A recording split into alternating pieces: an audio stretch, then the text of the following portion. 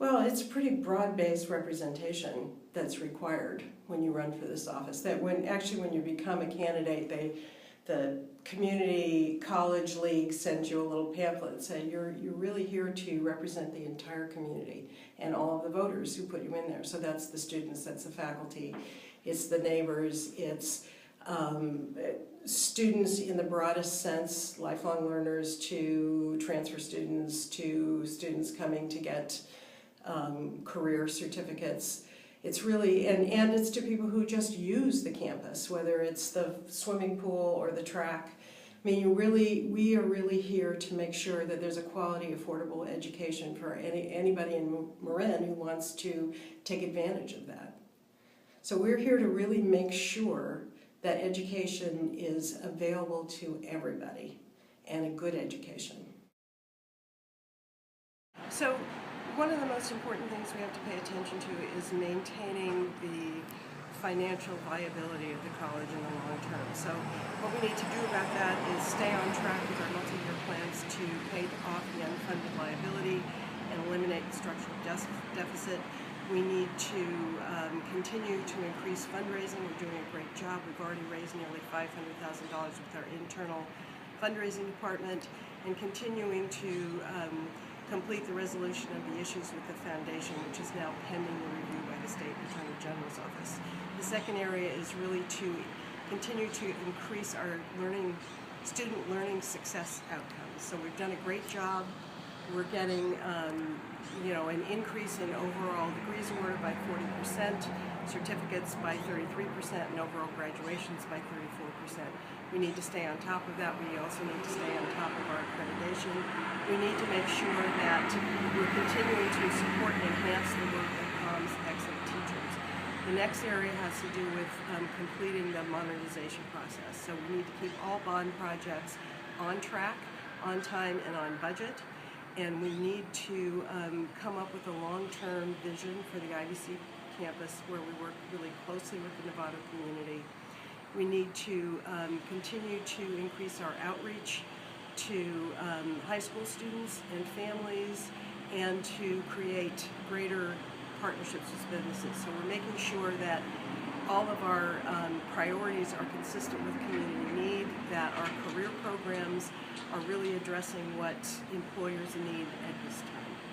So we've got a lot, we've come a long way, we've made great strides, we have many multi-year plans that are being implemented, so we're on the right track, but we need to continue to be very diligent in keeping them on track.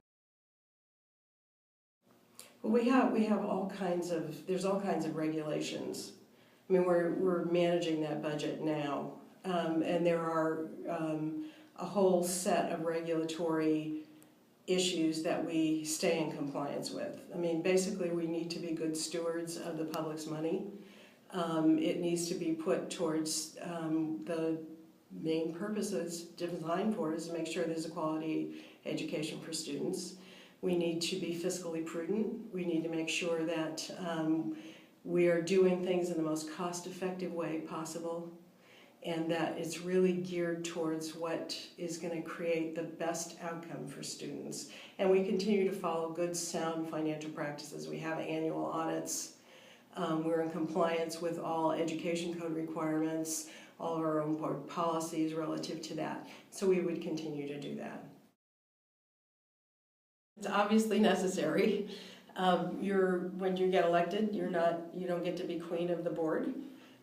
Or the college. You're 1/7 of the decision-making process. Everybody has their own point of view that needs to be considered and respected, and it's really our job as trustees to find the cohesion in the different points of view and come up with a decision that really is in the best interest of the college. And we have to always continually focus on that is our job, to be able to do that. I think we've done a good job with that. I think that I've always worked as board president and just as a board trustee to help find compromises when they're needed, help find win-win solutions when they're needed. If you have the will to look at that, it's really not that hard to find. and that everything works better if you're doing it in a respectful way, and a way where you just, you calmly look at the issues and you make your best decisions and you stick to them and you really go out of the way to make sure all voices are heard and you really come up with the best decision. Well, I mean, obviously there's appropriately is good decision making.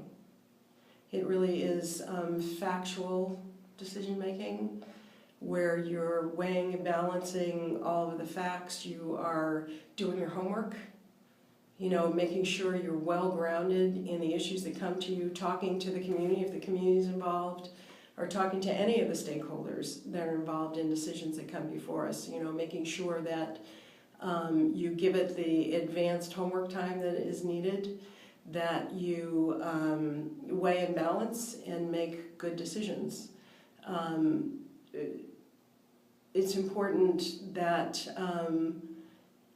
in my mind, it has to be balanced with all the different perspectives. It's not running off with one certain specific agenda. That's just my own personal focus, is to make sure that usually when you pull it all together, you can find the direction that is clearly what I would consider to be in the best interest of the college. So really the bottom line is you're acting always what's in the best interest of the college.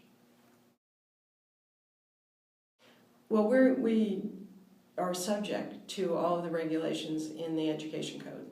So we have a whole set of numerous board policies that govern all of our decision-making processes.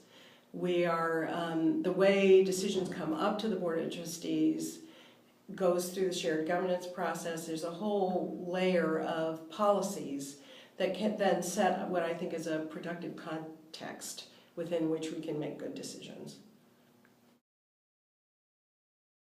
Well, I think that's just, that goes with the territory in any elected office, that you're here to act always in integrity, to be honest and forthright, to always be looking for the common good, not for self-interest, and to be making decisions that are consistent with your values and with the values of the people that you're serving. I mean, it's really integrity. It's really just about your integrity.